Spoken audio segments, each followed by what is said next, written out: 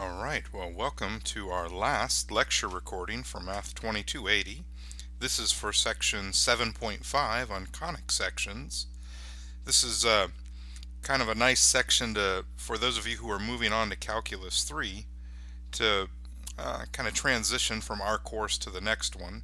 And even for those of you who aren't moving on to Calc 3, conic sections are really kind of an interesting little thing unto themselves. So, a nice little thing to tie off our course with. Let's go ahead and have a look at our outline. Alright, outline for section 7.5. Parabolas, circles, ellipses, and hyperbolas can all be described in rectangular coordinates with quadratic equations. So by a quadratic equation, we mean something of this form here. Okay, so this is on page 688 of the book. Basically an equation where the only terms present are either x squared terms or xy terms or y squared terms. Those would all be degree 2 terms, or x terms or y terms or constant terms. Now here the capital letters, the A, B, C, D, E, F, those represent numbers, coefficients. Okay, and any of them could be 0. So a quadratic equation doesn't have to have all of these terms, okay, but it has to have at least some of them, and in particular it has to have at least one of the degree 2 terms. Okay, it can have more than one of them. Okay, you guys have seen previously that circles and ellipses would have both x squared and y squared terms in them. Parabolas generally just have one or the other. Okay, and there may or may not be some of these other terms over here. Okay, but in general terms, this is what we would call a quadratic equation, or the book calls it a general equation of degree 2. Okay. All of these curves, so parabolas, circles, ellipses, and hyperbolas, they can all be described with different quadratic equations. Collectively, these curves are known as conic sections.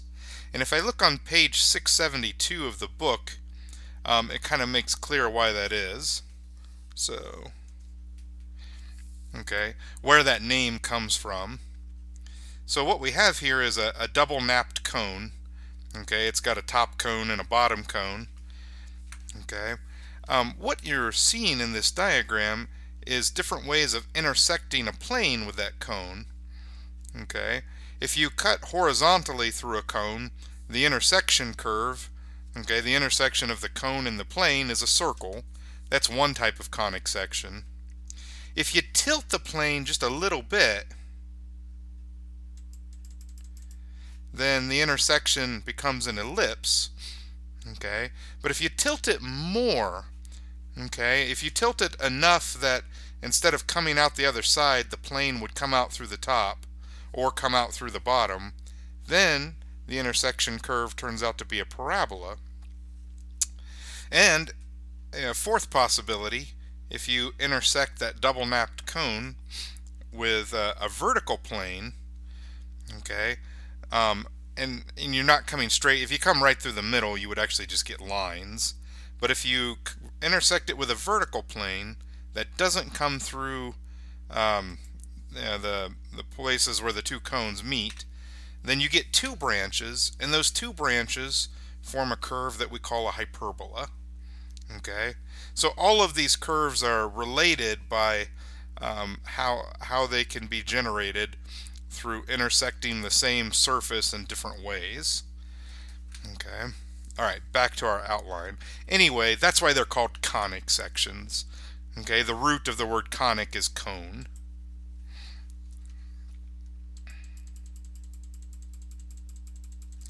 Alright, conic sections have been studied at least since the time of ancient Greece. Who knows, maybe longer, but definitely in ancient Greece. And in modern times, there are actually quite a few applications of these curves in physics, engineering, astronomy, medicine, navigation, although the navigation one's a little dated now. It actually used to be the case that hyperbolas were used in the Loran navigation system that the Navy used, but I think the Navy's gone over to GPS like everybody else now. In fact, GPS was developed to replace LORAN. and other land-based navigation systems. The primary reason that we're studying them here is because many of you are going on to Calculus 3, and they figure heavily into Calculus 3. Okay, we kind of know that you've seen them prior to this. We've even made references to them earlier in this course, and you probably saw them in Calc 1 and maybe in pre-calculus or college algebra or high school. But we feel it's important to go through them right before you start into Calc 3. So we have them right here logically right at the end of Calc 2. Alright, so there's going to be three big sections to this section, three big parts. One part where we study parabolas, one part where we study ellipses, and then a third part where we study hyperbolas. We're going to start with parabolas, in part because that's the curve of these three that you probably know the best. Alright, let's go to page 672 of our book, which we're on here, but we need to scroll down. Alright, here's a definition for a parabola. Okay, this is a very old definition. I mean, this goes back to ancient Greece. A parabola is the set of all points whose distance from a fixed point, called the focus, is equal to the distance from a fixed line, called the directrix. Now in a minute I'll draw a picture, and I think that'll make it a little clearer what we're talking about here. The point halfway between the focus and the directrix is called the vertex of the parabola, and you probably know that the vertex is the turning point.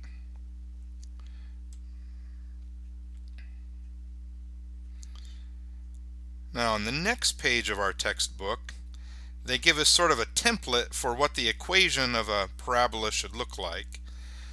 Okay, now this might be a little different than what you've seen in the past. This coefficient right here, 1 over 4p, a lot of times we just represent that, because that's just a fraction or even a whole number, depending on what p is. A lot of times we just represent that as an a. But in this context, we are actually very specifically writing it as a fraction, because if we write it in this way, p actually tells us the focal length of the parabola, or the distance between its vertex and its focus. So that's actually kind of a useful thing to signal out, or to single out here. The rest of it I think should look familiar to you. The number subtracted from x, we often call that h. That gives us our vertical shift. Okay, so keep in mind, if we subtract a positive number from x, that actually takes us to the right. Okay, if we add a number to x, that's like subtracting a negative, that would take us to the left. K gives us our vertical shift. Okay, so let's look at an example. Okay, first example on our outline. Graph the parabola y equals 1/8 x minus 1 squared plus 3. Find the vertex, find the focus, and find the directrix. Alright.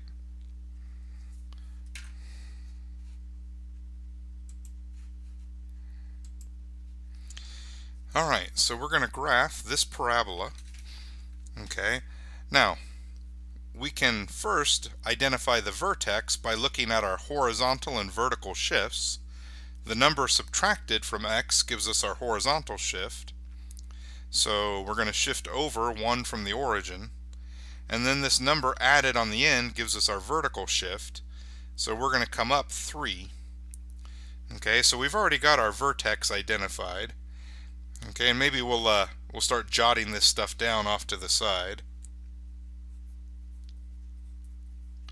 Vertex 1, 3. It's a good place to start with graphing a parabola. Now you may remember from earlier discussions in this course or other courses that in order to graph a parabola you really need 3 points. Okay. To identify a unique parabola we need 3 points. Now of course if one of the points you know is the vertex, then as soon as you know a second point, symmetry can be used to get a third point. So let's find a second point this way. Let's plug something in for x.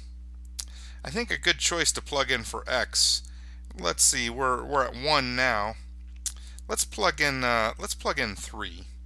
So if I plug in x equals 3, I would get 3 minus 1 is 2, squared is 4, times 1/8 would be a half, so then y would be 3.5.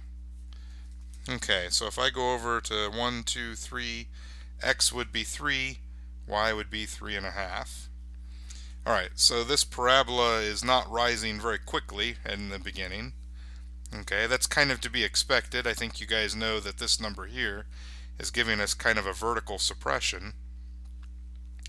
Now by using symmetry, this is 2 over and up a half from the vertex. I could go over 2 and up a half the other way and get another point on my graph here. Let's go to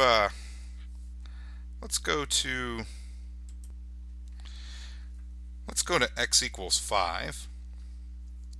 If I let x be 5, then I would get 5 minus 1 is 4. 4 squared is 16, but then divided by 8 is 2. 2 plus 3 is 5. Alright, so when x is 5, y is 5. So I can go over 1, 2, 3, 4, 5, up 1, 2, 3, 4, 5. Okay. Now I know I'm doing a little bit of point plotting here, but I will tie this back into the idea of a focus and a directrix pretty shortly. Okay. Now that point is over from the vertex, 1, 2, 3, 4, and up 2. So if I go 4 the other direction and up 2, I can use symmetry to generate some more points. And now I think I have enough to kind of flesh in my parabola here.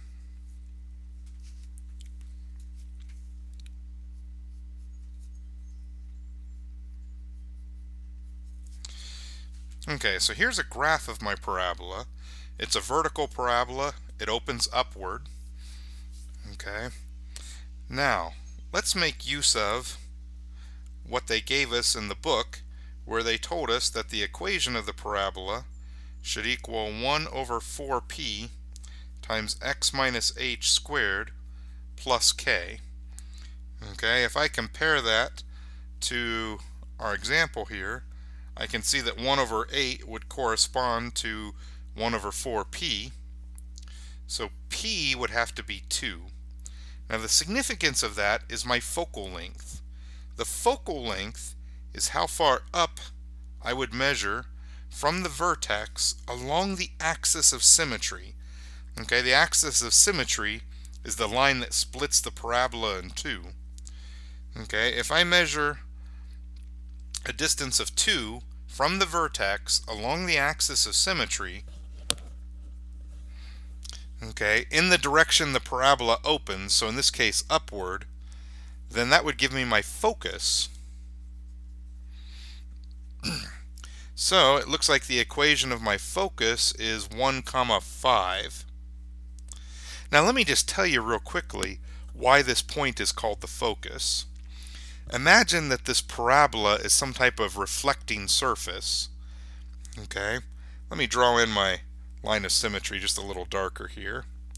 Let's say like this is a mirror in the bottom of a telescope. Okay, there are actually telescopes that have parabolic shaped mirrors in the bottom, and here's why they do that. Because let's say light would reflect off a mirror. So let's say a ray of light, okay, comes in on a trajectory that's parallel to the axis of symmetry. As long as it comes in parallel to the axis of symmetry, the parabolic surface will reflect it right to the focal point, no matter where it hits on the surface. So as long as it's coming in parallel to that axis of symmetry, anywhere it hits on the parabola, it'll be reflected back to that focal point, which gives an amplification that is useful for telescopes. Okay, in a parabolic telescope, there'll be a little mirror here that bounces that amplified image out of the telescope so that somebody can see it. Okay, that's actually a very common design for high amplification telescopes. It's a lot easier to build a big mirror than it is to build a big lens. So this is kind of the design of choice for an optical telescope that's going to be really big and get a really high amplification on the image. So that's why that's called the focal point. Now, that focal length, which in this case is p equals 2, also tells us how far to go to get to the directrix. Okay, so I'm going to go a distance of 2 on the axis of symmetry in the other direction, and I'm going to draw a line that is perpendicular to the axis of symmetry. So this would be the horizontal line y equals 1. That's our directrix.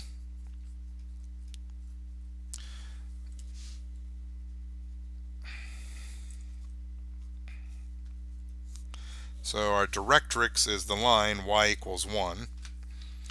Now, of course, our vertex is 2 units away from the directrix and 2 units away from the focus, but so is every other point on the parabola. Okay, this is a good one to look at right here.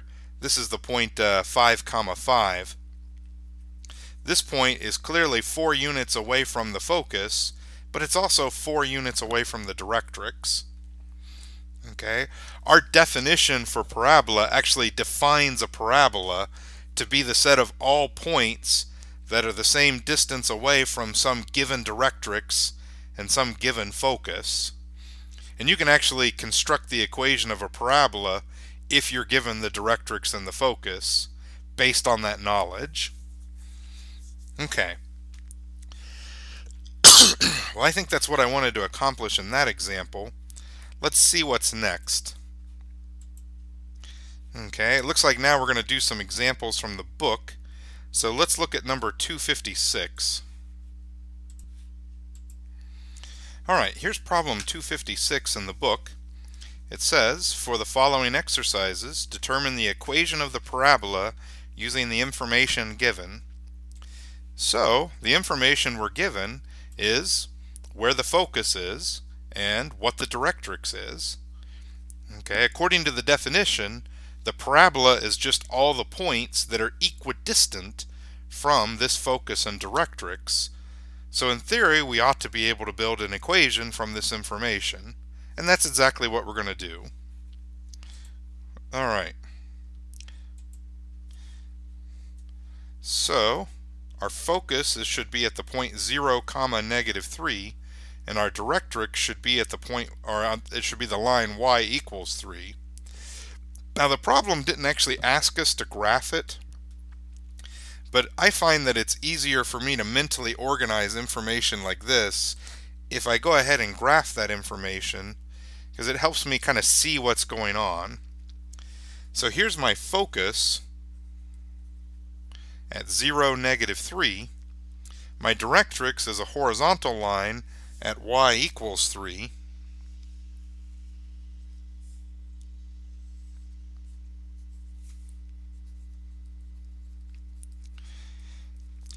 Okay, now I know from experience that my vertex should be exactly halfway in between the focus and the directrix. So that tells me that my vertex is right here at 0, 0. Okay, let me write that down off to the side. Vertex is the origin, 0, 0. So that tells me that h equals 0 and k equals 0 because my vertex is not shifted off of the origin. Now, what other information can I get here? Well, I can get that p equals, looks like the distance between the vertex and the focus is 3. Okay, but notice that we're going down instead of going up. Before we went up from the vertex to the focus. This time we're going down. Okay, since we're going down, I can see that my parabola is going to be opening downward. Because the focus is always inside the parabola, the directrix is always outside of it. Okay, since I'm going down, I will characterize my focal length as a negative number. P equals -3. Now at this point, I actually have enough information to build my equation because I can just plug all of this information into my template. Okay, my template is, let's maybe write this over here. My template is y equals 1 over 4p times x minus h squared plus k. So I can just fill all this stuff in here and say, hey, that's y equals p's -3, so that's -1/12. H and k are 0, so that's just x squared. -1/12 x squared. Alright, now the problem didn't ask for it, but let's go ahead and complete the graph. Okay, here's a good way to complete the graph. Notice that the focus is 6 units away from the directrix. So if I come off to the side, 1, 2, 3, 4, I lost my count there, 1, 2, 3, 4, 5, 6. That gives me a point that's 6 units away from the focus and 6 units away from the directrix. So that point is on the graph of the parabola. So is a point if I go 6 units this way, 1, 2, 3, 4, 5, 6. Now the focus isn't on the graph of the parabola, but the vertex is. So now I've got 3 points. 3 points is enough to draw my parabola. Okay, so for good measure we threw in the graph. Alright, what else shall we look at then? Next we're going to do problem 304 from the book. Alright, so it looks like we might need to scroll down a little bit there.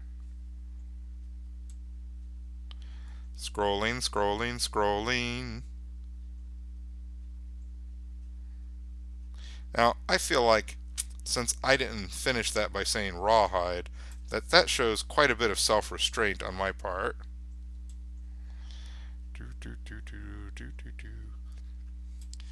I'm scrolling back up to see the directions.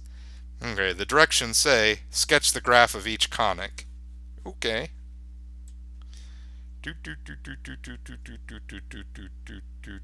304. Alright, so our conic is y squared equals 20x. Now, they didn't tell us that it's a parabola, but here's how I know. I know it's a parabola because one of the variables is squared, but not both. If both are squared, then we're typically talking about a circle or an ellipse or maybe a hyperbola.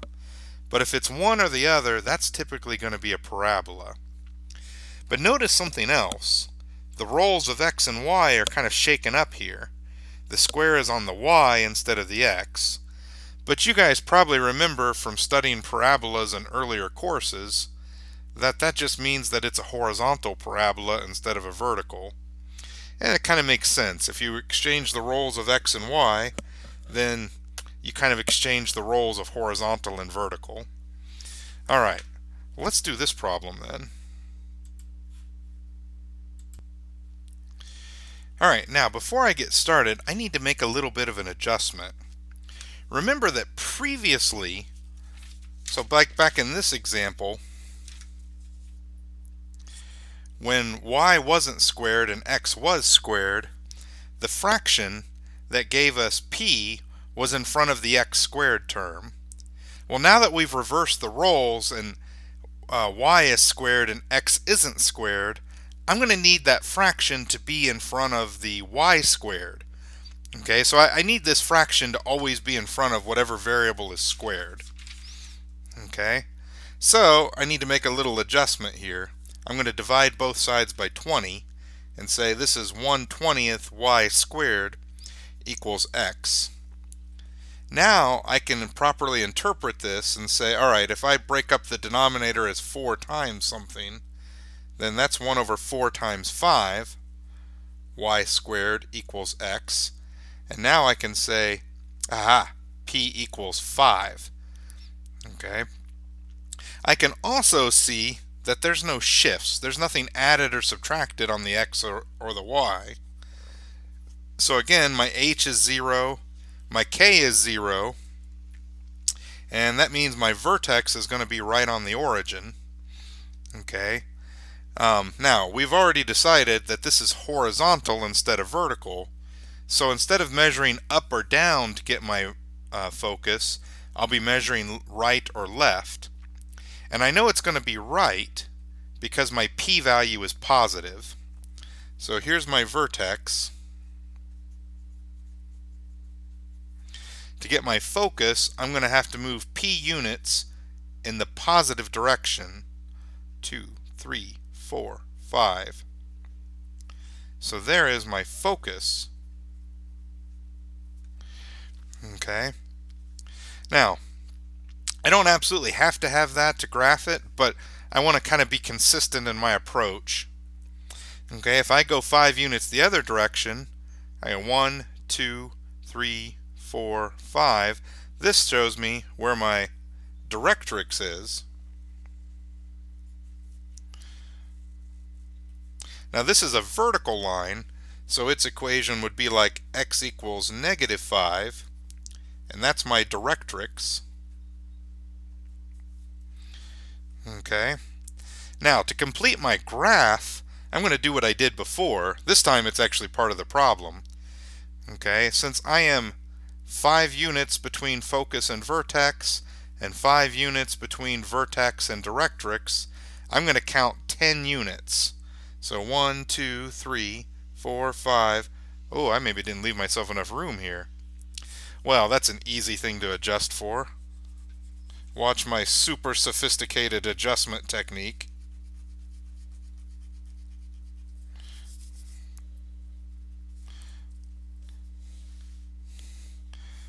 I'll just put the origin down here. That's what I probably should have done in the first place. Alright, so here's my vertex at the origin. Here's my focus. 1, 2, 3, 4, 5 units over here. Now it's 10 units between my focus and my directrix. So I'm going to count 10 units, but I want to go perpendicular to my axis of symmetry. Okay, this is a horizontal parabola, so my axis of symmetry is horizontal. Okay, the axis of symmetry always connects the vertex and the focus.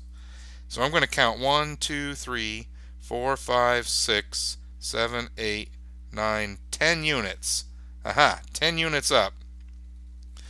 Okay, and I'm also going to count 10 units down. So 1, 2, 3, 4, 5, 6, 7, 8, 9, 10.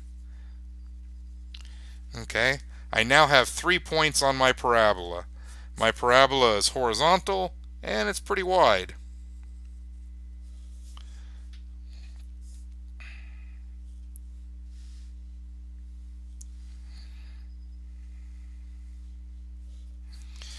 And now I've completed the graph of my parabola. It's a horizontal parabola. It opens to the right. Vertex is at the origin. Focus is at the point 5, 0. Directrix is the line x equals -5. Okay, it probably makes sense to extend that directrix down a bit just to make the picture a little nicer. Alright, there we go. Let's do another example. What else do we have? Problem 260. Looks like we're going to have to scroll back up here.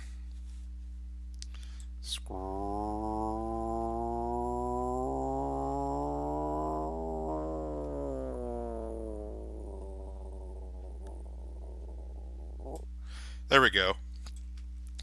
So, what are the instructions? For the following exercises, determine the equation of the parabola using the information given. Alright, well again, I'm going to kind of draw a graph to help me organize this information for myself, and then I'll use that graph to help me build the equation. Alright, so in 260 here they give us 2 pieces of information. They tell us that the focus is at the point -1, 4, So about there. There's our focus. Okay, we'll go ahead and write the word focus there so we don't forget what that is. I think I left a letter out. There we go. And they tell us that the directrix must be a vertical line. It's at x equals 5. So we'll go 1, 2, 3, 4, 5.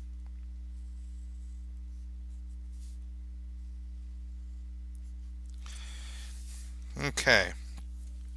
So this is our directrix. Now, in order to build the equation of the parabola, remember we're going to be working off this template right here. Okay. Oh, you know what?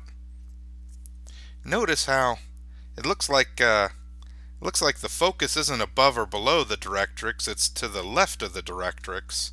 So you know what? This isn't going to be vertical, this is going to be horizontal.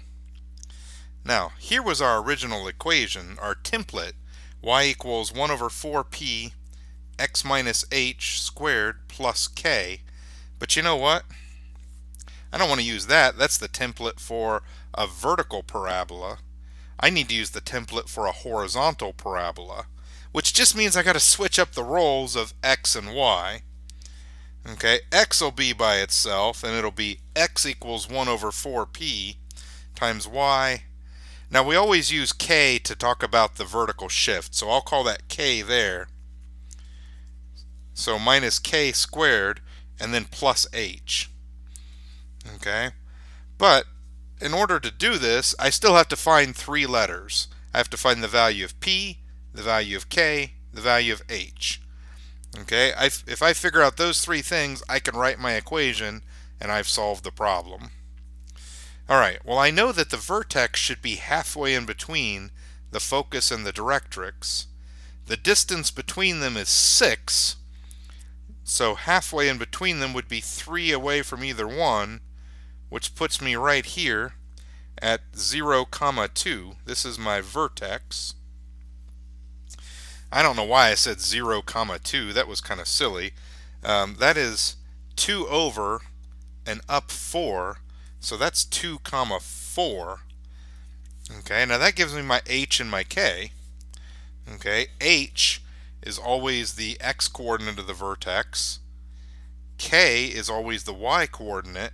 So I'm 2/3 of the way there. And you know what? P is always the distance between the vertex and the focus, or the distance between the vertex and the directrix. But I got to get the sign right. Okay? This parabola is clearly going to be opening to the left because the focus is left of the vertex. Okay, so that means P is negative. So P is -3. So my equation is going to be x equals, now it looks like it's going to be -1/12 again. -1/12 times y minus 4 squared plus 2.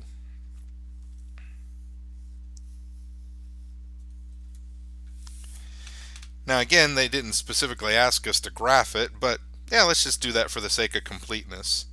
The distance between the focus and the directrix is 6. So I'll just go to the side. So parallel to the directrix, I'll go 1, 2, 3, 4, 5, 6. That point is now 6 away from the focus, but also 6 away from the directrix. Okay, and that allows me to complete the bottom half of my horizontal parabola that opens to the left. Now to get the top half, I'd have to go up 6. So 1, 2, 3, 4, 5, 6. It looks like I'm going to have to draw through my word, but I think that's alright. I was done with that anyway. Okay, well, that's all there is to do for problem 260. What else was on the outline? Problem 313. Oh, okay, well let's have a look at problem 313 then. Looks like this is our last one for parabolas, and then we'll move on to ellipses and then hyperbolas. Okay, 313. slide down here. Ooh, a word problem. Alright, so it says a satellite dish is shaped like a paraboloid of revolution. Okay. That just means that, the cross section is parabolic. The receiver is to be located at the focus. If the dish is 12 feet across at its opening and 4 feet deep at its center, this is a big satellite dish. This is like the kind of satellite. I don't know if any of you remember. Yeah, some of you are as old as I am. You might remember back in the 80s, people had huge satellite dishes. I remember my grandpa had a satellite dish. It wasn't 12 feet across, but it was pretty big. Now everybody has small ones. Okay. Anyway, this is a pretty big one. It's 12 feet across and is 4 feet deep at its center. Where should the receiver be placed? Let's see if we can sort that out. Alright, so I've drawn a picture here to try to match up with what they told us in problem 313. I've chosen to put my satellite dish so that its vertex is at the origin and so that it's opening upward. I could have really put the vertex anywhere I wanted, and I could have had it open sideways. It doesn't really matter. And of course, as you know, a real satellite dish would be tilted at an angle, but that makes the equation messier. Okay, I chose to set it up like this just to have it be simple for us. They told us that it's 12 feet across and that it's 4 feet deep in the middle. So I plotted the points 6, 4 and negative 6, 4 so that our parabola would match up with those dimensions. And the problem wants to know, where do I put my focus? Okay, and that's actually, that's a real problem in the design of satellite dishes. Okay, there's always a receiver. The idea with satellite dishes is that we've got these microwaves coming in, okay, and they're all going to be bounced to some place. Okay, because the satellite dish is parabolic, they'll all be bounced to the same place no matter where they hit it. Even if they hit it out here on the edge, or near the edge, the design is such that it'll bounce it to one place. This one place is where we want to put that receiver that's on a stick coming out of the middle of the dish. Okay, we want to get that location right. So here's our template formula. Y equals 1 over 4p times x minus h squared plus k. I drew it vertical so we can leave the formula like this. I put the vertex at the origin, so h and k are both 0, so I can simplify it and say, well, it's just y equals 1 over 4p times x squared. Now, how do I come up with p? If I know p, then I know that focal distance. Okay, well, I have to use some of the information they gave us. In particular, since they told us that the dish is 12 feet across and 4 feet deep, okay, that gives me some points on the curve that I can make use of. If 6, 4 is on the curve, then it has to be the case that when I plug in 4 for y and 6 for 8, the equation has to be satisfied. So 4 has to equal 1 over 4p times 6 squared. But now I have an equation that I could solve for p. Okay, in fact, I could just put p up here and bring 4 down there and get p equals 1 over 16 times 6 squared. So that would be 36 over 16, or maybe take a 4 out of both of those. That'd be 9/4. So that'd be 2 1/4. 2 1/4. So it looks like I drew it way too far up here. Okay, it would actually be 1, 2, 2 1/4. Okay. So if I look back at the problem,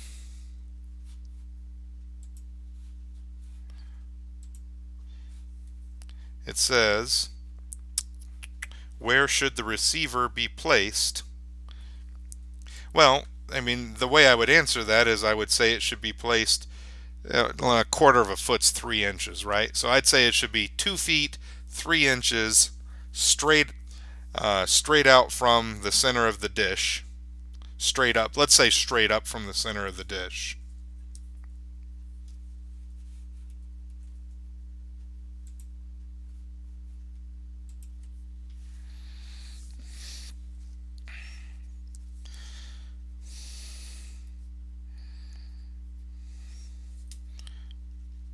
I forgot my whole I before E, except after C. Haha. The receiver should be, I don't know what that was. The receiver should be placed 2 feet 3 inches straight up from the vertex. Alright, don't sweat the word problems. I just threw one in because I wanted you to understand that there are applications, standalone applications for these curves in science and engineering. I think you probably already knew that parabolas had uses in things like trajectories of thrown objects. But even as static curves, the reflective properties of conics actually are useful into the design of various things. Parabolas are used in the design of satellite dishes and spotlights, and even flashlights. The other conics we're going to study have their own reflective properties that do slightly different things, and those get used in the design of various devices as well. So at this point, I think we're ready to move to our next conic.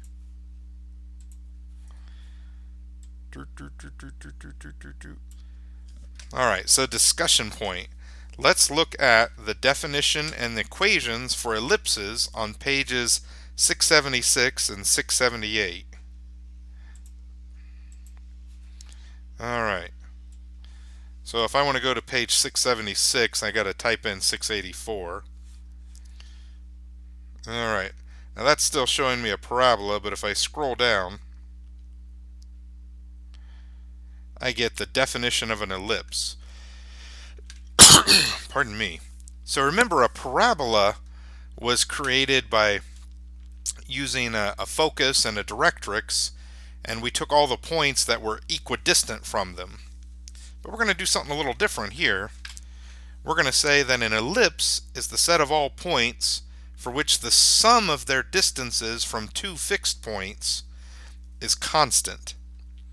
Okay, so there's actually two foci in an ellipse. And there's actually two directrices as well, but we're not going to discuss those just yet. Okay, we don't actually need them to build our ellipses. As you know, an ellipse looks something like an oval. So here's a picture of one here. Okay, here's a focal point, here's a focal point. Okay, we can call them the foci of the ellipse. Okay. The ellipse is made up of all the points whose sum of their distances to the foci is some fixed amount. Okay, so the fixed amount is actually this distance here, the longest diameter of the ellipse. Okay, this point here looks like it's 2 units away from one focus, and it's 8 units away from the other focus. So the sum of its distances from the foci is 2 plus 8 is 10, and that's actually this whole diameter. But the way the ellipse is generated is like this point here. Okay, this point is must be 5 units away from this focus and 5 units away from this focus. Okay, and for a total of 10. Now I gotta tell you, I don't think they actually tried to draw this thing to scale. I think the scale is slightly off on this, but just kind of trust me on the idea. Here's another point on the ellipse, point A. If I take the distance from point A and add it to the first focus, and the distance from point A to the other focus and add those together, that also has to be 10. It's the collection of all points whose sum of distances to the foci is, in this case, 10. Okay. Now, if I used a different sum with these same two foci, I could generate another ellipse, one that's bigger or smaller. Or if I moved where the foci are, I could change the way the ellipse looks. Okay. Generally, if you move the foci closer to the center, the ellipse looks more and more like a circle. And if you bring the two foci together in the center, then the ellipse is a circle. The circle is really kind of a special case of an ellipse. Okay, it's an ellipse where the two foci are in the same place.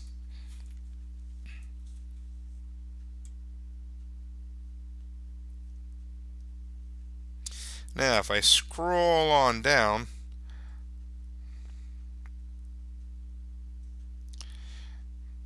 so now where are we at? We're on page 678. It tells us what the equation of an ellipse should look like. Okay, we've seen this previously.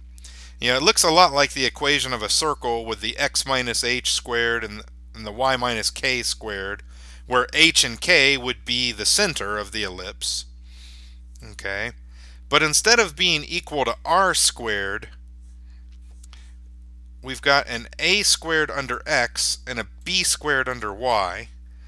Okay, the thing that's under the x gives me my horizontal radius. So in this case, my horizontal radius is a. And the thing that's under the y gives me my vertical radius. So in this case, my vertical radius is b. Okay. Now, I will tell you that it is convention to use a squared to refer to whichever radius squared is bigger. Okay. So this is the setup for a horizontal ellipse, one where the horizontal radius is bigger than the vertical radius.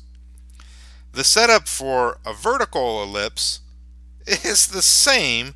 It's just that, well, I don't know what I did there. Oh, I accidentally did a little search for something. That was cool. Okay. It's the same deal. It's just that in this case, since the number under the y was bigger, we would refer to that as a. Okay, but that would be your clue that it's vertical rather than horizontal. Vertical radius is bigger, so this is going to look taller than it is wide. But it's essentially the same formula. Okay, we just use a squared for whichever denominator is bigger. Alright, well, let's do some problems with ellipses. So we're going to start by doing number 300 there in the book. Okay. That's going to give us an equation. We're going to graph it. We're going to identify center, vertices, foci. Alright, so let's find number 300 there.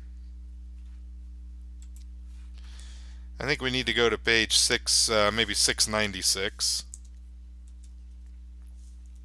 Maybe a little further. Was it 700? I don't remember where the problems were. Yeah, there we go. So I need to roll down.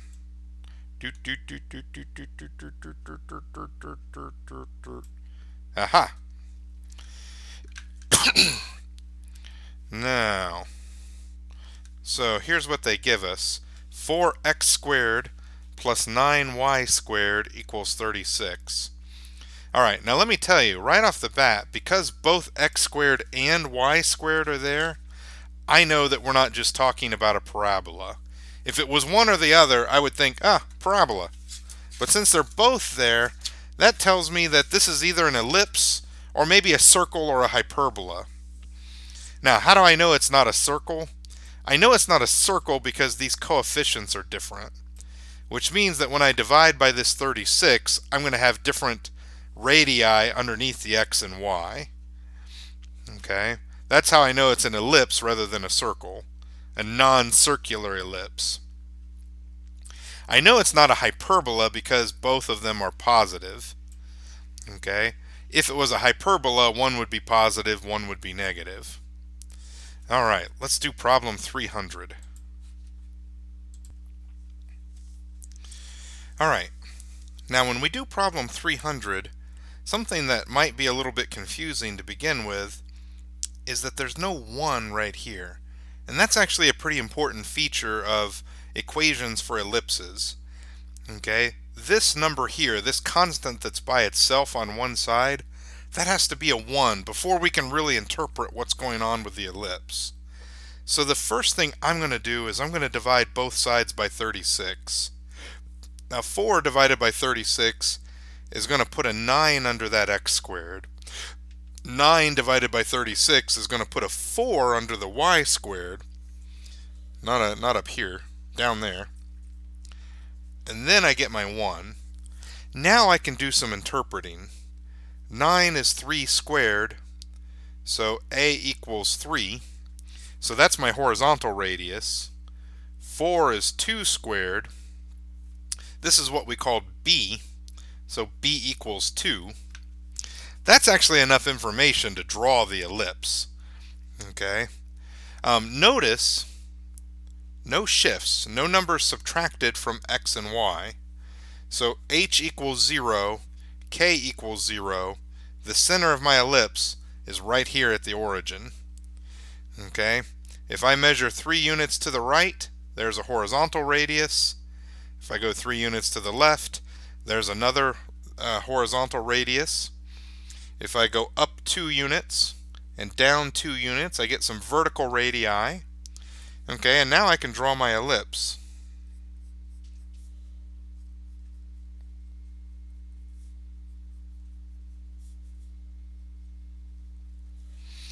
Okay, kind of darken that in. Okay, this is all the problem in the book asked for, but I wanted to take this as a chance to talk a little bit about some of the terminology of ellipses. Okay, on an ellipse, the 2 points that are farthest apart are what we call the vertices. So there's 2 vertices on an ellipse. Okay, there's a vertex, there's a vertex. Okay, so my vertices, so that's vertex plural. My vertices, looks like one is at 3, 0, and one is at -3, 0. So I got 2 of those. Now my center I figured out was at 0, 0. So I'll go ahead and write that down. Center is at 0, 0. Okay. Now here's a piece of terminology that's worth knowing. Major axis refers to the biggest diameter of the ellipse. Okay, minor axis refers to the smallest diameter. So the vertices are always at the end points of the major axis.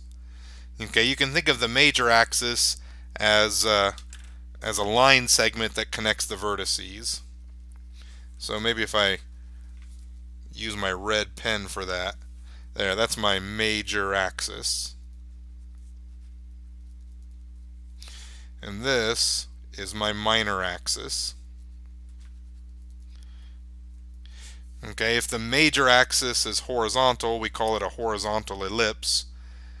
Okay, if the major axis happens to be vertical, if the biggest diameter is vertical, we call it a vertical ellipse. Now, here's something I kind of glossed over in the book. Okay, and I want to go back and emphasize this. They gave us a formula back on whatever page we were on. What page were we on? We were on page page 678. So let's go to 686. Yes. So page 686 in the book, there's a formula that you really need to know, and so this is worth highlighting. Aha! It's right here. C squared equals A squared minus B squared. Okay? You need to know this formula because it allows us to compute C from A and B. A and B we know from the equation. And C allows us to find the foci of the ellipse. Okay, so let's put that into play. C squared equals A squared minus B squared. So C squared equals, well, A squared was 9, B squared was 4. Okay, we got those up here. So c squared is 5, which means that c is the square root of 5, which is like 2.2. Okay? Now, the foci are always on the major axis. Okay, the same line segment that connects the vertices. Okay? C is the distance from the center out to the foci. So here's a focus, and here's a focus. 2.2 to the right of the center, 2.2 to the left of the center. Okay? Foci. That's the plural of focus. Okay? I'll say square root of 5, comma 0, comma negative square root of 5, comma 0. Okay, that's our foci. By the way, I haven't mentioned this yet, but not only can the foci be thought of as generating the ellipse, okay, but they also play into the reflective properties of the ellipse. Here's how it works. If the ellipse is a reflective surface, then any beam that comes out of one focus is bounced off the ellipse and headed straight towards the other focus. And it doesn't matter which way it goes, even if it goes backwards. If I send a beam backwards, the ellipse still bounces it straight at the other ellipse, straight at the other focus.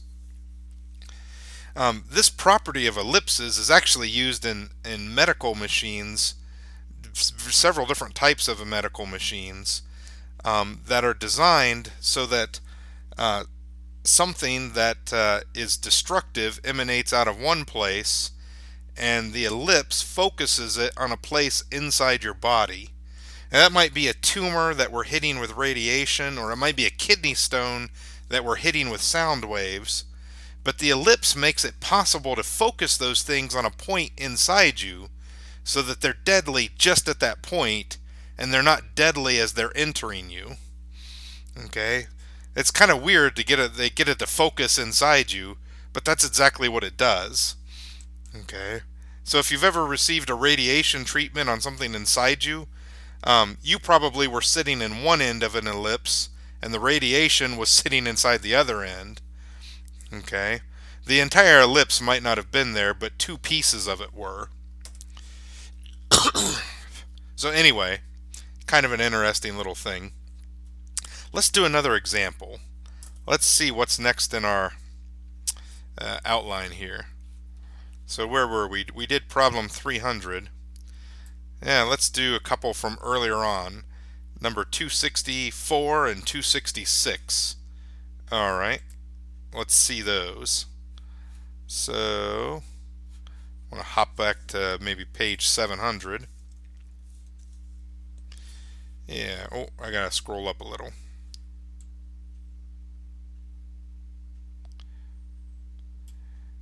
Alright, so what are we doing? We're looking, it says determine the equation of the ellipse using the information given. Okay, well, let me see, what's it tell us? It tells us that the endpoints of the major axis are at 0, 5 and 0, negative 5, and there's foci located at 0, 3 and 0, negative 3. Alright, this is definitely a good example of one where drawing it out is going to help us to organize this information in our heads. Okay, so here's the information that we're given in 264. We're told that the endpoints of the major axis, which means the same thing as vertices, are at 0, 5 and 0, negative 5. So let's go ahead and sketch those in. Okay, there's a vertex. Yeah, but it looks like we've also got one down here. 1, 2, 3, 4. Alright, there's a vertex at 0, negative 5. And they tell me that our foci are at 0, plus or minus 3. So it looks like I've got one here and one down here. Focus and a focus. So I'll tell you what I can see right away. This is a vertical ellipse. Okay, it's vertical because my major axis is vertical. The vertices are always at the ends of the major axis. The foci lie on the major axis. So when I start laying out my equation, I'm going to say it looks something like this. It looks like x minus h squared over, I'm going to go ahead and call the denominator of the x term b squared, okay, because I know it's going to be the smaller one. We always call the bigger denominator a squared. This dude's vertical, so a squared is going to be the denominator of the y term. Alright, so my y term is going to be y minus k squared over a squared. And for an ellipse, we always want to have that set equal to 1. Alright, so I have to identify 4 letters, H, K, A, and B. If I can fill in those 4 letters, I have the equation of the ellipse, and that's what we're looking to do. Okay, H and K are easy because I can see that the center of the ellipse must be at the origin. Halfway between the foci or halfway between the vertices, either way, the center is at 0, 0.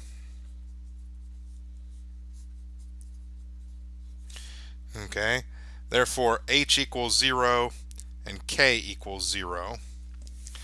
I can also see the value of a right away. A is just the distance from the center to either vertex.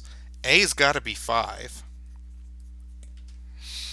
Okay, now the only one of the 4 that's going to be at all tricky is B. Okay, B is the distance from the center to either end of the minor axis, which in this case will be horizontal. Okay, and they didn't directly give me B, but they did give me C. Okay, C is the distance from the center to the focus, so C is 3. So I can use the equation c squared equals a squared minus b squared. I can solve for b. 3 squared equals 5 squared minus b squared. So if I switch the b and the 3, that becomes b squared equals 5 squared minus 3 squared. So that's 25 minus 9 is 16. B squared equals 16. Okay, so b equals 4. Okay, so now I could actually draw the ellipse. B is my horizontal radius, the radius under my x. So I want to go 1, 2, 3, 4. This isn't actually what the problem asked us to do, but I want to do it. I want to finish the drawing. 1, 2, 3, 4. Okay, to draw your ellipse, you just connect the endpoints of the major axes to the endpoints of the minor axes. Now remember, for conic sections, a focus is never actually a point on the curve. A focus is a point that the curve focuses beams of light or beams of microwaves or beams of waves of sound or something. It is a point that the curve focuses things to. It's not on the curve.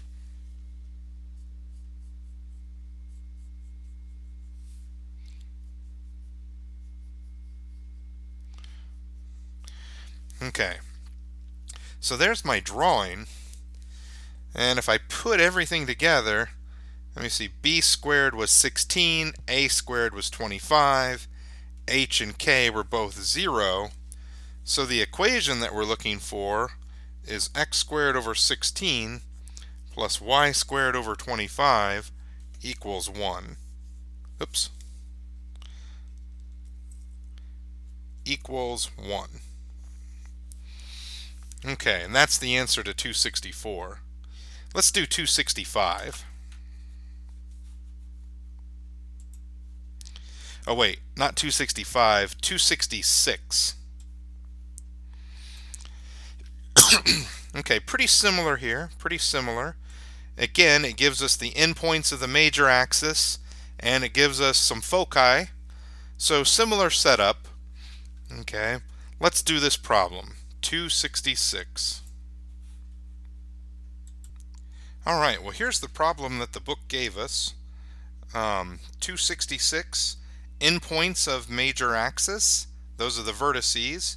Those are at -3, 3. and at 7, 3. And we were also given the foci at negative 2, 3 and at 6, 3.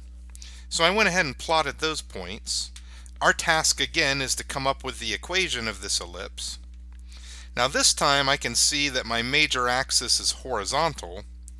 So when I start writing down my equation, I think I'll do that down here. I can say my equation is going to look like x minus h squared over, now this time since it's horizontal, I know the bigger radius needs to go under x. So I'll call the denominator of the x squared term a squared plus y minus k squared over b squared equals 1. Always equals 1 for ellipses and hyperboles. Alright, so there's 4 letters I've got to fill in. H, K, A, and B. Now the center is always halfway between the foci, or halfway between the vertices. Let me see, the vertices are at negative 3, 3 and 7, 3. So they're 10 units apart. So if I count over 5, that's 1, 2, 3, 4, 5. There's my center. Okay, it looks like my center is at 3, 2.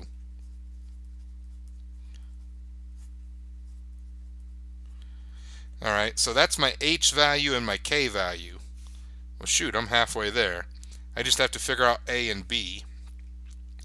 A is the distance from the center to either vertex. So, looks like A would be 5. Okay. C would be 4. C is the distance from the center to either of the foci. Okay. Now to get B, which is the last thing I need for my equation, I'm going to have to use that formula. That formula is, let's come over here where we've got a little more room. C squared equals A squared minus B squared. Or if I reverse the C and the B, I could say it's B squared equals A squared minus C squared. Alright, so B squared equals 5 squared minus 4 squared. So that's 25 minus 16 is 9. So B squared is 9, which means that B is 3. Now that's the distance from the center to the endpoints of the minor axis. So if I go to the center and measure up 3 and down 3, I have the endpoints of the minor axis. And at this point, I can draw my ellipse. Now again, I wasn't really asked to do that, but I think it completes the problem nicely.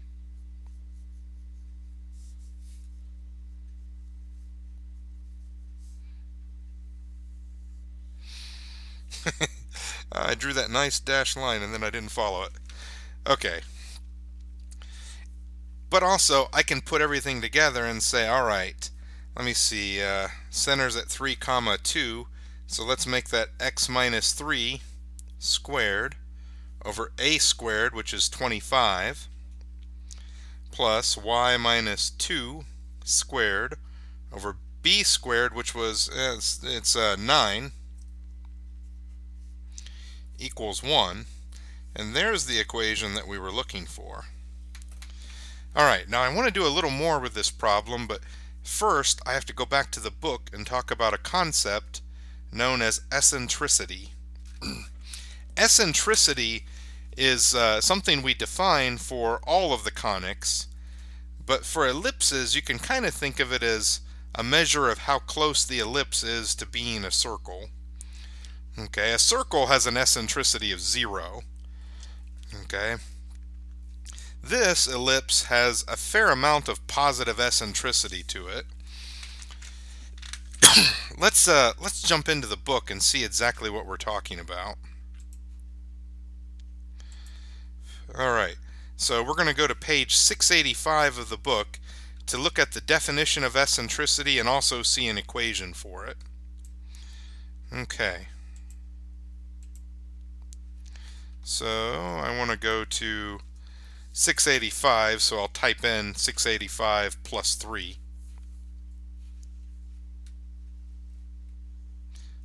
not six. I don't know what I was saying there. You always type in plus 8 in this book. So 685 plus 8 is 693. That's what I typed in. Here we go. The eccentricity, which we refer to using E, of a conic section is defined to be the distance from any point on the conic section to its focus divided by the perpendicular distance from that point to the nearest directrix. Okay. This value is constant for any conic section and can help define the conic section. Now, remember, for parabolas, we said that the distance from any point on the curve to the focus or to the directrix has to be the same. So when I take that ratio of distance to the focus divided by distance to the directrix, it always comes out to be 1 for a parabola. It's always 1 for a parabola. For an ellipse, it's less than 1. Okay? Now, we haven't actually talked about how to find a directrix on an ellipse yet, but we're about to do that. Okay? Here's an example of a directrix on an ellipse. The directrix is outside the ellipse. Okay? Perpendicular to the line that the major axis is on. Okay? And it's a little bit further away from the ellipse than the focus is. So if that's a vertex, the directrix is a little further from the vertex than the focus is. Okay?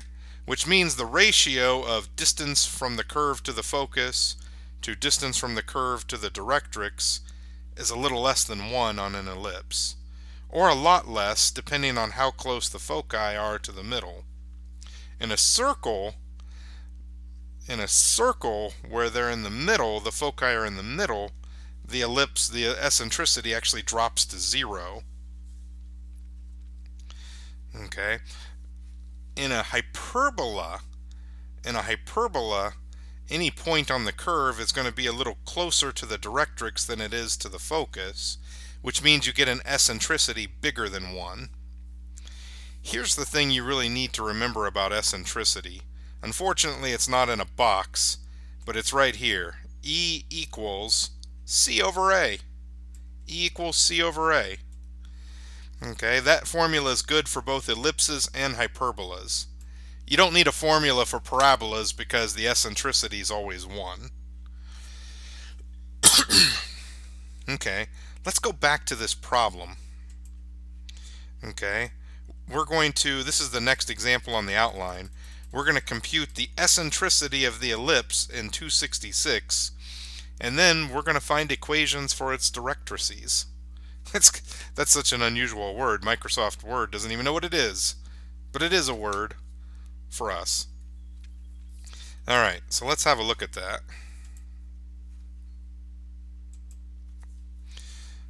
Alright, so eccentricity. Actually, I think I'll do it right over here. Got a little space right there.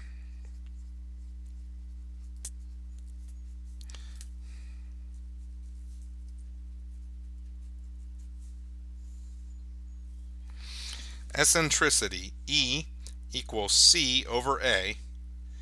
So for this parabola, C was 4 and A was 5, so my eccentricity is 4/5. That's pretty close to 1. The eccentricity is always between 0 and 1.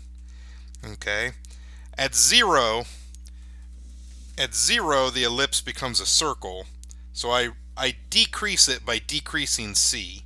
If I let C drop to 0, then my foci come together and I have a circle. Okay? I increase it by letting C get closer to A. If C actually equals A, it ceases to be an ellipse and it turns into a parabola. Okay? So the eccentricity of an ellipse is always between 0 and 1. Okay, when it's near 0, the ellipse is almost a circle. When it's near 1, the ellipse is more like a cigar shape, long and thin. Okay. One of the big discoveries of astronomy was that the Earth's orbit around the Sun is not actually a circle, it's an ellipse that's very close to being a circle. Okay, it's an ellipse that is has a very small eccentricity. Its eccentricity is almost zero, but not quite. Now Pluto, on the other hand, has an elliptical orbit with a bigger eccentricity, which is why Pluto isn't always farther from the Sun than Neptune is. Okay, sometimes it actually loops inside the orbit of Neptune because it has more of an oval-shaped orbit. It has a bigger eccentricity. So anyway, so what did I say? I said we were going to use that to find out where the directrix is. Well, the eccentricity is the ratio of this distance, the distance between the curve and the focus, and this distance,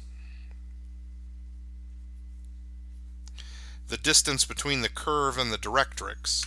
The directrix is always outside the ellipse, and it's always perpendicular to the major axis.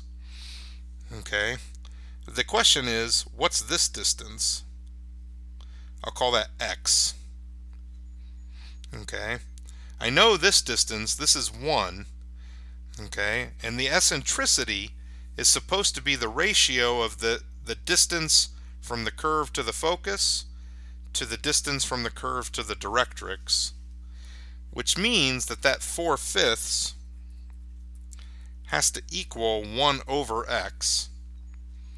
Now if I rearrange that, I get 4x equals 5, so x equals 5/4. So this little distance from the vertex over to the directrix is 5/4. Now my vertex was at 7, 3, so if I add 5/4 to 7, that would give me 8 1/4. So this must be the vertical line, x equals 8 1/4. And there's another directrix over here that corresponds to the other focus.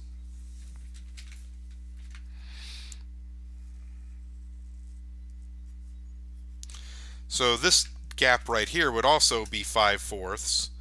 So let me see, this one was at -3, so I guess that's x equals -4 1/4. And those are the equations of my two directrices. So I've told you could generate an ellipse with the two foci, okay, by making the sum of the distances from the foci fixed. But I could also generate the ellipse by taking all the points where the ratio of the distance from the point to the focus to the distance of the point to the directrix is 4/5, as opposed to being 1 to 1 like it would be for a parabola. Okay, I think if I go back to our outline, we've got one more problem from the book on ellipses, and then we've got a few on hyperbolas, and we'll be done. So let's look at 270 here in the book.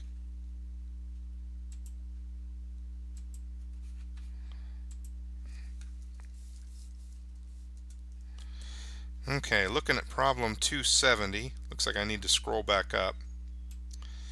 Alright, so we're still in the section on ellipses. They want us to determine the equation of the ellipse using the given information.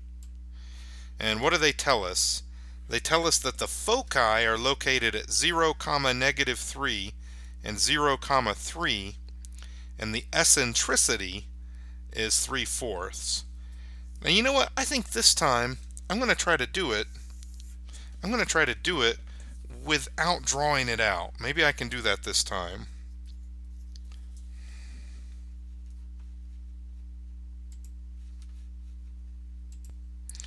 Alright, so here's the information the book gave us in problem 270. The foci are at 0, 3 and 0, -3, and the eccentricity is 3/4. Now, if it helps, I could graph it, but I can see that these are both on the y-axis. So that tells me we're looking at a vertical ellipse.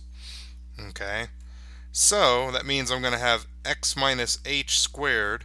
I want to refer to the denominator of x as b squared because the ellipse is vertical. The the foci are on the y-axis. Because the ellipse is vertical, the horizontal radius is going to be smaller. I always call the smaller one b. So x minus h squared over b squared plus y minus k squared over a squared equals 1. Now, since the foci are both on the y-axis, and one of them is 3 units above the origin, and one is 3 units below the origin, I can see that the center is at 0, 0. Okay, which means h is 0 and k is 0. So I can simplify this a little bit and say, you know what, the equation is just going to be x squared over b squared plus y squared over a squared equals 1. You know, I think I'm going to have to switch over to using a pen. Okay, it started to get dark outside and I had to turn on a light, but now that's causing me to wash out occasionally. So I'll just use a pen. Alright, now what else did they tell me? Well, the foci are 3 units away from the center, so c equals 3. The eccentricity is 3/4. Now remember, eccentricity is E equals c over a. So using this, I could say, well, 3/4 would equal 3 over a. Oh, so A's got to be 4. A's got to be 4. Okay. So I know what A is. I still need to figure out B though. Then I'll be done. Okay. Well, it looks like I need a little more space for that. Okay, I'm going to use this equation again. C squared equals A squared minus B squared, or could flip it around and say B squared equals A squared minus C squared. So B squared equals A squared would be 16, C squared would be 9. It looks like B squared is going to be 7. So for my answer, I maybe should have left myself just a little bit more room, but that's alright. For my final answer for problem 270, it looks like it's going to be x squared over 7 plus y squared over 16 equals 1. Alrighty. Well, I think that's enough about ellipses. Let's talk about hyperbolas a little bit.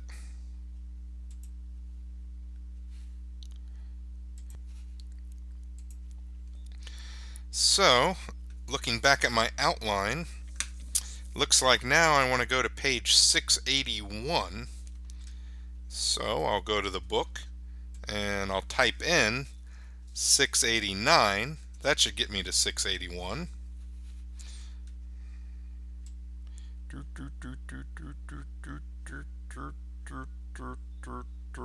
Oh, that's a nice diagram.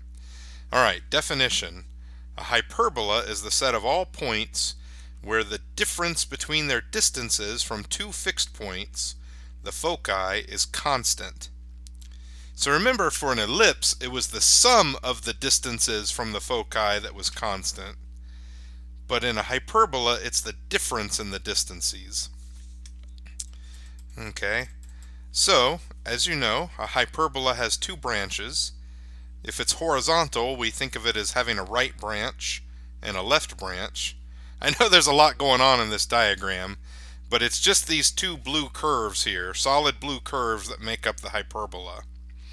Okay, each branch has its own vertex, and each branch has its own focus.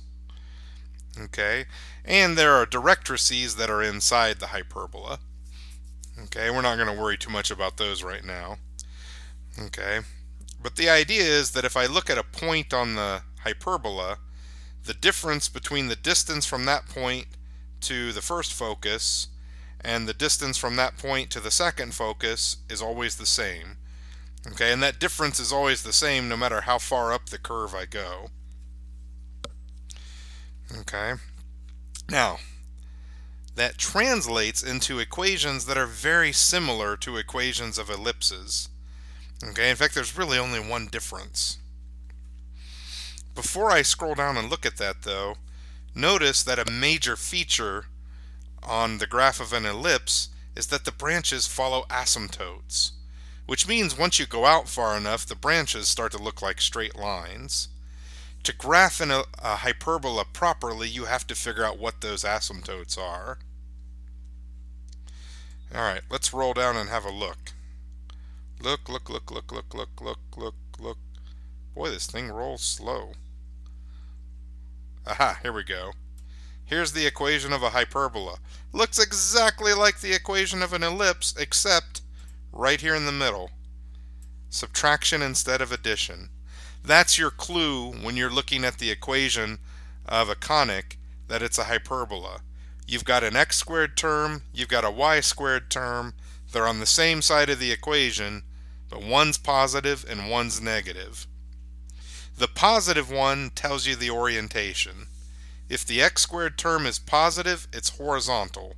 That means you've got a right branch and a left branch. If it's flippity-floppitied, okay, if the y squared is positive and the x squared is negative, that tells you it's vertical. You've got an upper branch and a lower branch. Okay. Now, here's a few things that are a little different from ellipses. Okay, with hyperbolas, a squared always refers to the denominator of the positive term. Whether it's bigger or smaller, it doesn't matter. It's always the denominator of the positive term. Okay, that's a standard thing for hyperbolas. Okay, also, this formula is a little different. Instead of being c squared equals a squared minus b squared, it's c squared equals a squared plus b squared. Okay, there's one other thing to know. The a and the b give us the slope of the asymptotes. Now, the rise will always come from whatever's under y, and the run will always come from whatever's under x. Okay, regardless. So sometimes the slope is a over b, and sometimes it's b over a, but what you should remember is that the slope of the asymptotes comes from rise is what's under y, run is what's under x. Alright, let's put all that into practice. Okay, we're going to do problem 302, and we're going to identify center, vertices, asymptotes, and foci. Alright, let's do it.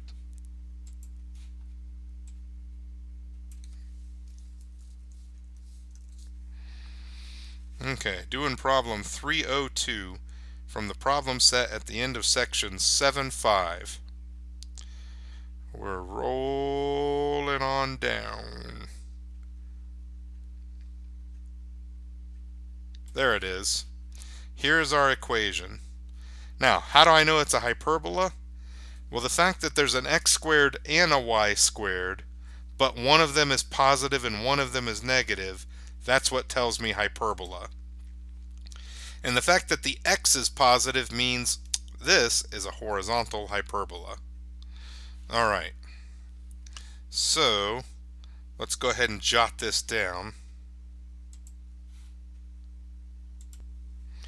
Alright, so here's the equation we were given in problem 302. Our task is to graph this hyperbola. Alright, now remember what I said. Okay, a squared is always the denominator of the positive term. So a is 4, and b is, I should probably be writing this off to the side, but b is 3. Okay, now a means the same thing for a hyperbola that it meant for an ellipse. A is the distance from the center out to the vertices. Okay, notice there's no shifts on x and y, so my center right here at the origin. It's horizontal because x squared term is positive. And 4 is my distance out to my vertices.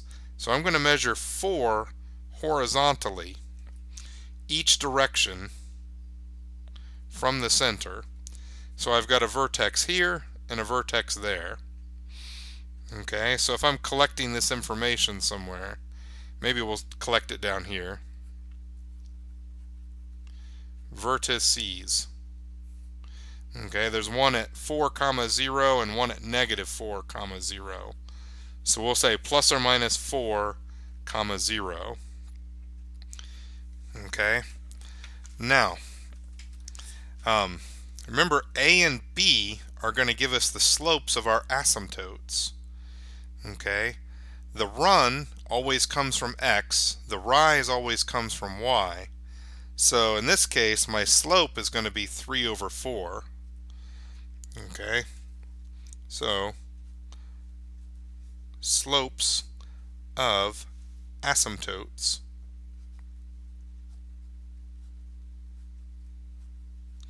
Now there's always two asymptotes. One has a positive slope, one has a negative slope. So we're going to say those slopes are plus or minus 3 over 4. Okay, so that means I'm going to go over 4 and up 3. Okay, or I could go back 4, down 3. Okay, that's giving me one of my asymptotes. Maybe go over 4 and up 3 more. Over 4 and up 3 more.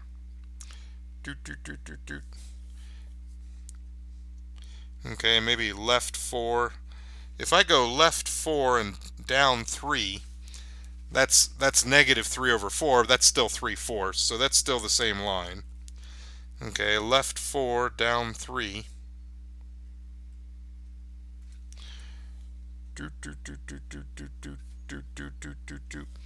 Now remember, asymptotes aren't actually part of the curve, but for hyperbolas to draw the curve, I need to identify those asymptotes.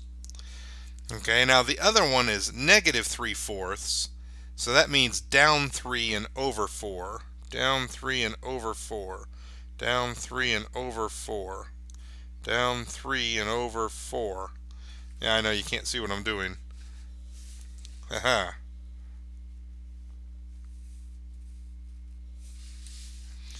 You know, if I had been willing to get up and get a ruler, this might actually go faster for me. Okay, left 3 up, left 4 up 3, left 4 up 3, left 4, 1, 2, 3, 4 up 3.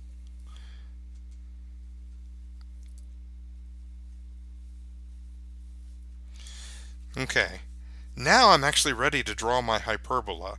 I know it's horizontal, I know where the vertices are, I can use those as starting points. When you draw a hyperbola, you basically start by pointing more or less directly at the nearest asymptote, but then as you approach it, you slowly curve to follow it. Okay, likewise, to complete this branch, I'm going to point down, and I'm going to slowly curve to follow my asymptote.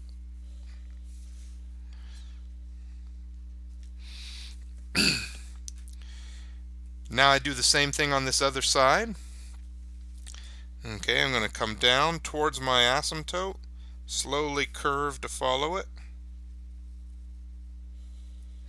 and then up towards my asymptote and slowly curve to follow it. Okay, and there's my beautiful looking graph of a hyperbola. I think you all get the idea. Alright, I found the vertices. The asymptotes, they run through the origin, so since I know their slopes, I can say that their equations are y equals slope times x, so y equals plus or minus 3/4 x. What else did I even say to find in this? Okay, find the center, vertices, asymptotes, and foci. Alright, well, center we know is 0, 0. Foci. Yeah. we need c to find the foci. Now remember, the formula is a little different than it was for ellipses. For ellipses, c squared equals a squared minus b squared. But for hyperbolas, it's a squared plus b squared. And I'll tell you how I remember the difference. On an ellipse, c is always smaller than a because the foci are inside the vertices. They're closer to the center than the vertices are. But in a hyperbola, the foci are kind of like how they are in parabolas. They're in the bowl, which means they're farther from the center than the vertices are. C is bigger than A, so it's not A minus something, it's A plus something on a hyperbola. Alright, so A was 4, B was 3, C squared equals 4 squared plus 3 squared. Okay, so C squared equals 16 plus 9 is 25. So C is 5. Okay, so to find my foci, I've got to measure 5 units out from the origin.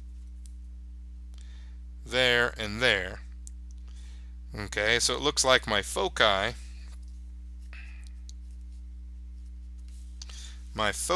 would be at either 5, 0 or negative 5, 0.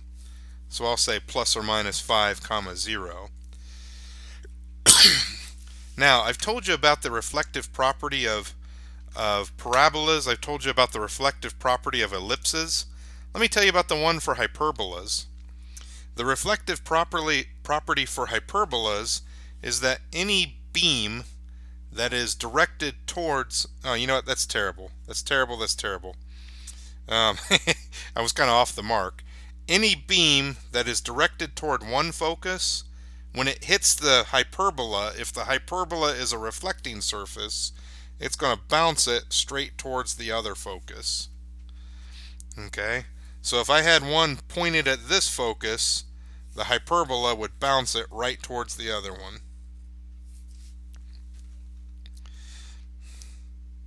So anyway, that's how it is with hyperbolas. Let's do a couple more examples with hyperbolas, and then I think I'll call it a night. It's night for me. Okay, so we did 302. Let's do 274.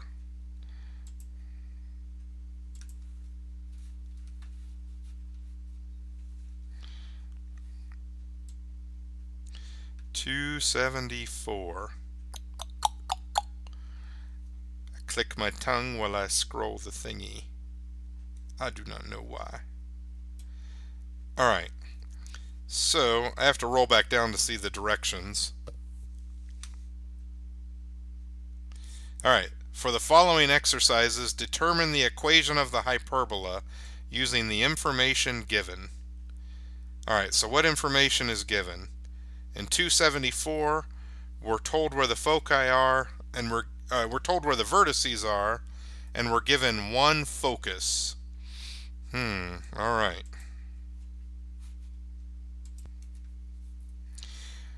Alright, so in 274, we're told our vertices are at 0, 1, and at 6, 1, and then there's a focus at 8, 1. Now, because my vertices are set up horizontally, I can see that we're talking about a horizontal ellipse. Okay? The vertices are also connected by what you could call a major axis. Okay? Or in a hyperbola, they call it the transverse axis, but still, same idea. If the vertices are set up horizontally, it's just like an ellipse, it's horizontal. Since it's horizontal, that means my x squared term is the term that is positive. So that means my equation is looking something like x minus h squared. And since x squared is positive, we'll say its denominator is a squared minus y minus k squared, minus because it's a hyperbola and not an ellipse, over b squared equals the 1. Alright, so I need 4 things. I need h, k, a, and b. Now h and k are the center, That should be pretty easy. Okay, that should be halfway between my two vertices there. They're 6 units apart, so the center would be right there at 3, 1. So that would equal h, k. Alright, so I've got 2 of the 4 pieces that are needed. Now, A is the distance between the center and either vertex. So A is 3. Hey, I'm almost there. I've got 3 of the 4 pieces. Now to get B, I'm finally going to use this other piece of information. This other piece of information is that one of my foci is at 8, 1, which means that the distance from the center to the focus is 5. That's C. C is 5. So I'm going to use my equation c squared equals a squared plus b squared for a hyperbola. So 5 squared equals 3 squared plus b squared. Okay, this is again a Pythagorean triple. I know b comes out to be 4. Trust me, it does. Okay, which means b squared is 16. Alright, well if I put all that information together there, I get x minus h is 3 squared over a squared is 9 minus y minus k is 1 over b squared, which is 4 squared, which is 16, equals 1. And now I have the equation of my ellipse, not my ellipse, the equation of my hyperbola. And that's exactly what I was supposed to do in 274. Alright, now I did have one more problem there on that outline. Okay, I thought it would be nice to do a hyperbola that is not given to us in standard form. Okay, so here's my equation of my hyperbola. How nice of me. Alright, let me just jot that down. 9y squared minus x squared equals 18y plus 8x plus 16.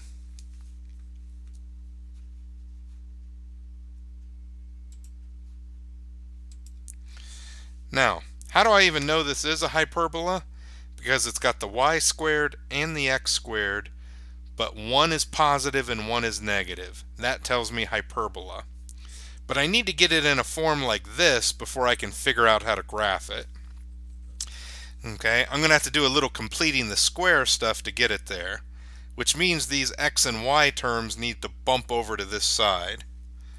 So I've got 9y squared minus 18y minus x squared minus 8x equals 16. Now, before I do any square completing, I'm going to factor some stuff out. I'm going to factor this 9 out so that I have 9y squared minus 2y. And here I'm just going to factor the negative out. I want to kind of preserve negative between the y squared and the x squared. So negative x squared plus 8x equals 16. Now, inside those parentheses, I'm going to complete the square. So, let me see. I got to look at the coefficient of the degree 1 term. That's negative 2. Negative 2 divided by 2 is negative 1. Negative 1 squared is 1. So, I'm going to add in a 1 to turn this into a perfect square trinomial.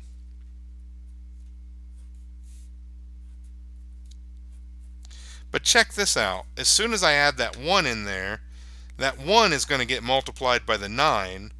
So the effect is I've added 9 to the left-hand side. To balance that, I've got to add 9 on the right-hand side. I'm going to do something similar here. 8 divided by 2 is 4. 4 squared is 16. So I'm going to toss in a 16 to get a perfect square trinomial. But since that 16 is affected by this negative, I really just subtracted 16 from the left side, which means I also need to subtract 16 from the right side. So now I have 9 times, if I factor that trinomial, I get y minus 1 squared minus x plus 4 squared equals 9. Now remember how there's supposed to be a 1 right here? This is true for ellipses and hyperbolas. You cannot interpret their equations until you have a 1 on this side by itself. So I've got to divide both sides by 9. When I divide both sides by 9, it's going to cancel this 9. It's going to give me a 9 right there. I'm going to leave a 1 there. So I'm going to say I've got a y minus 1 squared over 1 minus x plus 4 squared over 9 equals 1. Now it's in the correct form for me to interpret. I can see that the center is 1 comma negative 4. So HK is 1 negative 4. I can see, now remember, for hyperbolas, A is always what's under the positive. So A is 1. I can see that B is 3. And that's actually enough information to graph it. I don't really need the foci to graph it. And that's all that it asked for. Okay, so let's graph this guy.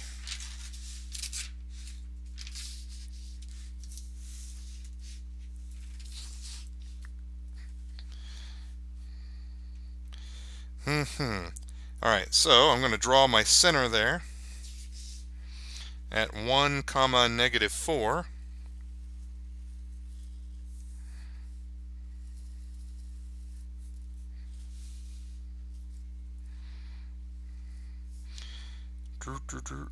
Alright, so there's my center at 1 comma negative 4.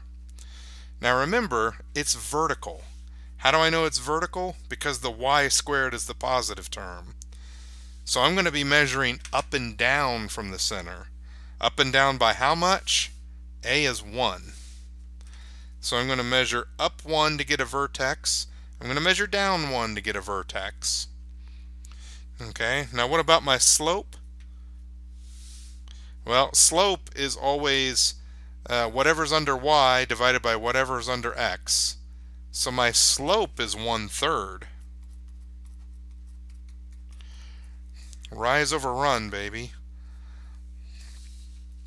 So to draw in my asymptotes, I need to go up 1 and over 3, up 1 and over 3, up 1 and over 3, dot dot dot dot dot dot dot dot dot dot. Okay, up 1 and over 3, dot dot dot dot dot. Need to do that going the other way. Back 3 and down 1, back 3 and down 1, back 3 and down 1, back 3 and down 1. A little repetitive, I know. But I also need a slope of negative 1/3. Okay, I need a slope of negative 1/3, so down 1 and over 3, down 1 and over 3, down 1 and over 3. Almost sound a little bit like an aerobics instructor. Left 3 and up 1, left 3 and up 1, left 3 and up 1, left 3, up 1. Let's draw in that asymptote.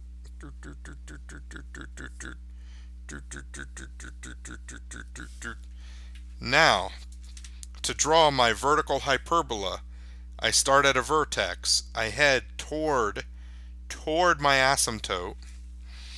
Okay, and then I slowly merge in with it.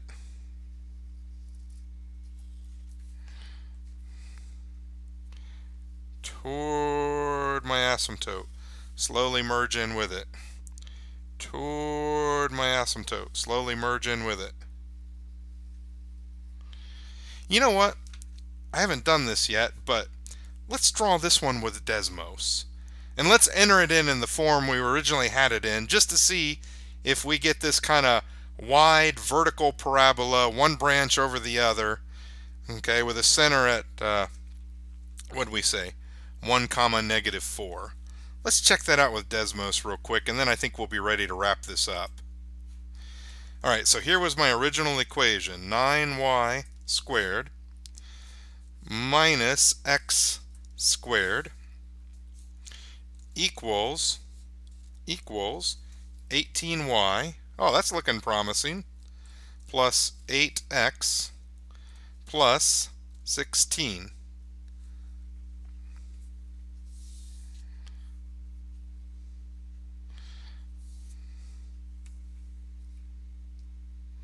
Oh, you know what?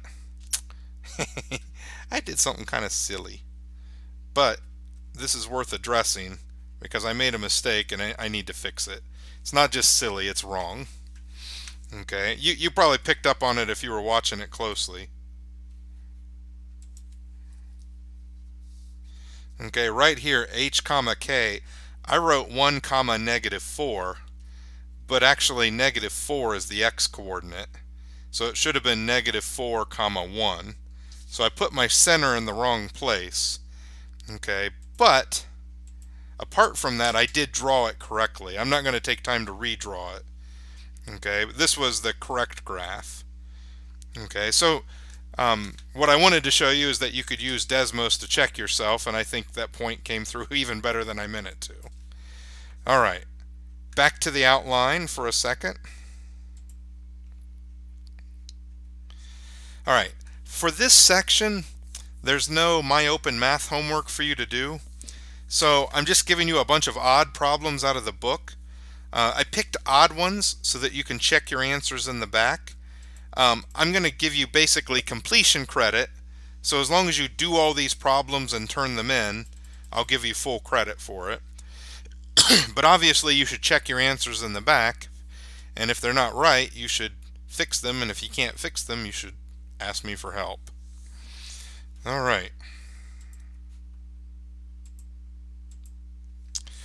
Well, it is getting on into the evening, so I think I better wrap this up for the night.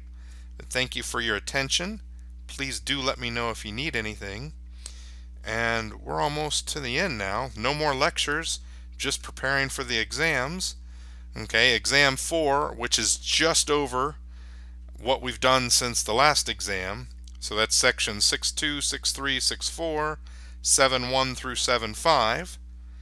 And then we'll also have a comprehensive final. So, much to prepare for. Please let me know if I can help you. Take care, everybody.